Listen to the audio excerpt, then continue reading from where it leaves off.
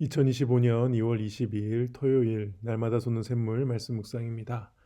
오늘은 절망이 와도 두려워하지 말고 믿기만 하여라, 믿기만 하라 라는 말씀의 제목으로 마가복음 5장 35절에서 43절 함께 묵상해 보겠습니다. 아직 예수께서 말씀하실 때에 회당장의 집에서 사람들이 와서 회당장에게 이르되 당신의 딸이 죽었나이다. 어찌하여 선생을 더 괴롭게 하나이까? 예수께서 그 하는 말을 곁에서 들으시고 회당장에게 이르시되 두려워하지 말고 믿기만 하라 하시고 베드로와 야고보와 야고보의 형제 요한 외에 아무도 따라옴을 허락하지 아니하시고 회당장의 집에 함께 가사 떠드는 것과 사람들이 울며 심히 통곡함을 보시고 들어가서 그들에게 이르시되 너희가 어찌하여 떠들며 우느냐 이 아이가 죽은 것이 아니라 잔다 하시니 그들이 비웃더라. 예수께서 그들을 다 내보내신 후에 아이의 부모와 또 자기와 함께한 자들을 데리시고 아이 있는 곳에 들어가사 그 아이의 손을 잡고 이르시되 달리다굼 하시니 번역하면 곧 내가 네게 말하노니 소녀여 일어나라 하심이라.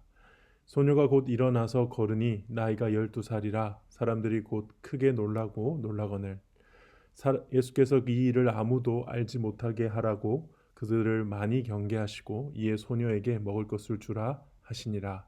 아멘.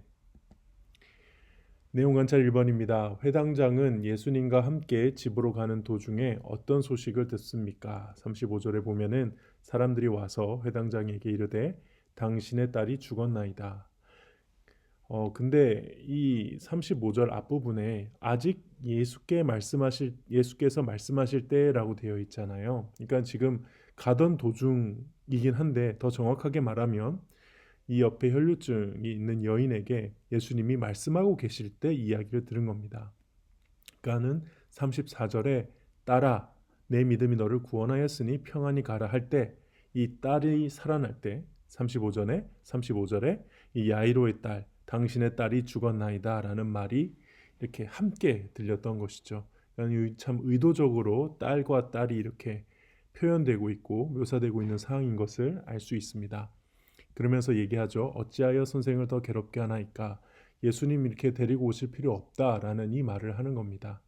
네, 이것은 어떻게 보면 예수님을 위해서도 이렇게 하는 말 같긴 하지만 당시 예수님에 대한 사람들의 인식 수준을 알 수 있죠. 그러니까 예수님을 데리고 오려고 했던 이유도 병을 낫게 하기 위해서. 왜냐하면 예수님이 손을 대시고 만지시면 다 병이 나았으니까. 그렇게 예수님을 데리고 오려고 했는데 그것도 살아있을 때나 가능한 것이지 죽고 난 뒤에는 예수님도 어떻게 하실 수 없다. 이렇게 사람들이 생각했다는 것을 알 수 있습니다. 내용 관찰 2번입니다. 예수님께서는 회당장의 딸이 죽었다는 소식을 들으시고 회당장에게 무슨 말씀을 하십니까? 36절에 보면 두려워하지 말고 믿기만 하라. 두려워하지 말고 믿기만 하라. 이 부분은 마태복음에는 기록되어 있지 않아요. 그래서 마가복음에만 나오는 건데 여기서 이제 마가복음의 강조점을 알 수 있죠. 사실 이전에도 이 무서워하는 것, 두려워하는 것과 믿음을 대조해서 묘사를 하는 장면들을 우리가 볼 수 있는데요. 그러니까는 여기서 이제 무엇이 믿음인가 했을 때 두려워하지 않는 것, 그것도 예수님으로 인해서 내가 두려워할 것을 두려워하지 않는 것이 믿음이다. 이렇게 설명할 수 있겠고요. 또 우리는 우리 앞에 있는 두려움을 어떻게 해결할 수 있는가? 또한 예수님에 대한 믿음, 예수님이 나와 함께 하시고 예수님이 반드시 이 문제에 대해서 해결하실 능력이 있다라는 것을 믿는 그 믿음을 굳게 함으로써 우리는 우리의 두려움을 이길 수 있다. 이렇게 해석하고 묵상할 수도 있을 것 같습니다. 영과 묵상입니다. 예수님께서는 왜 딸이 죽었다는 비보를 들은 회당장에게 두려워하지 말고 믿기만 하라고 말씀하십니까? 예수님이 좀 독특한 표현을 하세요. 39절에 이제 사람들이 떠들며 우는 게 나오죠. 이 당시에는 누가 죽었을 때 전문적으로 통곡하기 위해서 거기 와가지고 그 통곡하는 그런 사람들이 있었습니다. 그러니까 사람이 죽었으니까 또 12살의 여자이면은 12살이면은 이제 결혼을 거의 앞둔 요즘 시대로 말하면 결혼 정년기 여자거든요. 그리고 그 여인에게 있어서 가장 기쁘고 기대되고 행복한 날이 사실은 결혼하는 날이에요. 근데 결혼도 못하고 죽었기 때문에 굉장히 좀 슬픈 일이고 통곡할 일이고 가슴 아픈 일이란 말이죠. 예, 그렇게 울고 있는 자리에서 예수님이 이렇게 얘기하죠. 이 아이가 죽은 것이 아니라 잔다라고 얘기하고 있습니다. 일단 오해하시면 안 되는 게 구약에 보면은 죽음을 이제 완곡한 표현으로 잔다라고 표현을 많이 해요. 근데 그것과는 다릅니다. 이거는 지금 실제 죽은 거거든요. 그리고 또 정말 안 죽었는 상태라서 그렇게 말씀하신 것도 아니에요. 실제로 죽었어요. 근데 하나님의 시각에서 바라보는 죽음을 표현하는 것이죠. 그러니까는 이건 다시 역설적으로 예수님이 하나님이심을 은연중에 드러내는 표현인 겁니다. 그러니까는 하나님의 입장에서 보면은 죽음도 잠이죠. 왜냐하면 하나님은 죽음이 없으신 분이니까. 그래서 죽음에 대한 새로운 시각을 우리에게 깨우쳐 주는 겁니다. 육체적인 죽음은 사실 언젠가 깨어나게 될 잠에 불과하다. 그렇죠. 우리가 육체적으로 죽는다고 해서 영원히 끝인 게 아닙니다. 실제로 부활하여서 영원한 영벌로 갈, 또 영생으로 갈 그 하나님 앞에서 모든 것이 이제 새롭게 다시 재평가되고, 재평가하는 표현 좀 그렇네요. 심판받고 그 영혼이 어떻게 될지가 결정되는 그 날이 다시 깨어날 거기 때문에 육체적인 죽음은 그걸 가는 통과에 불과한 거죠. 더 중요한 건 무엇이냐? 영혼의 죽음, 영원한 죽음이 사실은 더 중요한 문제라는 겁니다. 이런 죽음에 대한 새로운 시각을 예수님께서 보여주시는 겁니다. 느낀 점입니다. 두려운 상황에서도 생명의 주관자 되시는 예수님을 끝까지 신뢰하고 믿음으로 살아가라는 말씀에서 무엇을 느낍니까? 이때 당시를 한번 좀 상상해 보면서 특히 야이로의 입장에서 생각을 해봤어요. 야이로가 머릿속에서 기대했던 딸이 회복되는 장면은 오늘 본문의 내용과는 분명 다를 겁니다. 늦지 않게 예수님이 도착하시고 딸의 숨이 넘어가기 전에 예수님이 이렇게 안수해 주시고 그렇게 해서 이 딸의 병이 낫게 되고 회복되는 그런 것을 기대했을 겁니다. 그러나 또 다른 하나님의 딸이 그 중간에서 예수님을 만졌죠. 가로챘죠. 그래서 시간이 지체되었고 결국에는 야이로의 딸이 죽고 말았습니다. 여기까지만 보면 야이로의 모든 계획은 수포로 돌아간 것이었습니다. 그때 예수님은 이렇게 말씀하시죠. 오직 믿기만 해라. 두려워하지 말고 믿기만 해라. 근데 이거에 대단한 믿음이 아니에요. 사실 우리가 믿음을 요구한다 그럴 때 뭔가 엄청난 마음의 결단이나 결심이나 막 이런 위대한 믿음을 막 그런 얘기하고는 하는데 여기서 보면 대단한 믿음이 아니에요. 이 야이로가 했어야 했던 믿음의 행위는 비웃는 사람들의 말에 귀를 기울이지 않는 것이었고 그리고 예수님을 어쨌든 죽었다 하더라도 딸에게로 데리고 가는 것입니다. 그리고 예수님이 잔다라고 말하는 것에 반박하지 않고 그냥 자는 것이라고 받아들이면 되고요.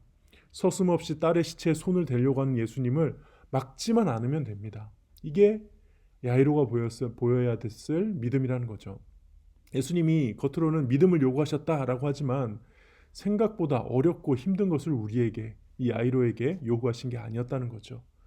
다시 한번 우리 주님은 연약한 우리의 믿음을 믿음으로 여겨주시기 위해 우리에게 찾아오시고 우리의 문제를 해결해 주시고 우리와 함께 하신다는 것을 이 야이로의 모습을 통해서 깨닫게 됩니다. 결단과 적용입니다. 절망적인 상황에서 주님을 끝까지 붙잡으며 회복을 경험한 적이 언제입니까? 저는 솔직히 말씀드리면 주님을 끝까지 붙잡았다고 할 만큼 대단한 믿음의 모습을 보인 적이 없는 것 같습니다. 붙잡았다가도 낙심하여 불평하기도 하고 다시 회개하고 엎드리다가도 또 실망해서 소극적으로 변하기도 하고 항상 그래 왔어요. 계속 끝까지 붙잡았다라고 고백을 못 하겠습니다. 오히려 끝까지 붙잡으신 건 제가 아니라 하나님이 언제나 저를 끝까지 붙잡아 주셨습니다.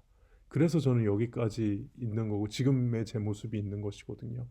그래서 언제나 절망적인 상황에서 경험하게 되는 건 제가 하나님을 붙잡은 것이 아니라 하나님이 저를 붙잡은 그 경험이었습니다. 생명의 주관자이신 예수님을 끝까지 의지하기 위해서 무엇을 실천하겠습니까? 당연히 이 예수님을 의지한다는 것은 제 의지의 영역을 벗어난다는 건 이미 오래전에 깨달았습니다. 그래서 성령님께서 붙잡아 주시지 않으면 안 되고요.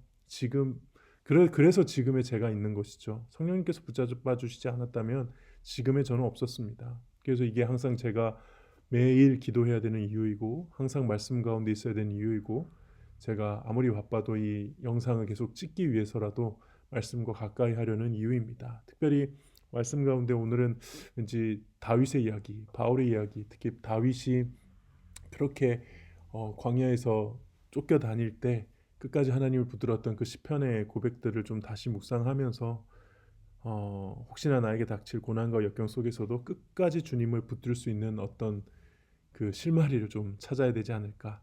어차피 저를 붙드시는 건 하나님이시기에 제가 그렇게 그 붙들림 받는 것을 계속 유지하기 위해서라도 그 자리에 나가기 위해서라도 말씀 가운데 있어야겠다. 그렇게 그들을 조금씩 쫓아가 봐야겠다. 그렇게 결단하고 결심하게 됩니다. 네, 오늘 묵상은 여기까지입니다. 기도하겠습니다. 하나님 아버지, 언제나 붙잡았던 것은 제가 주님을 붙잡았던 것이 아니라 주님께서 저를 붙잡아 주셨기 때문에 여기까지 온 것인 줄 믿습니다. 그러나 주님, 그 주님의 붙잡아 주심을 당연하게 생각하지 않고 몸부림쳐서 주님 앞에 나아가고 엎드리고 주님의 인도하심을 따라 살아가는 오늘 하루가 되게 하여 주시옵소서. 감사드리며 예수님의 이름으로 기도합니다. 아멘.